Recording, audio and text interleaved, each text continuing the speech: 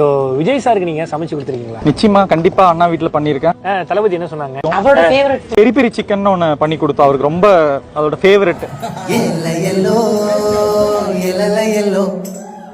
பேரழகே உன் பேர சொல்லி போகுதம்மோ ஒரு வாடாமல்லி ஓல தட்டி ஒரு ஊஞ்சல கட்டி தூசு தட்டி குடி புகுந்ததம்மோ மேல கொட்டி ஒரு வெத்தலை பொட்டி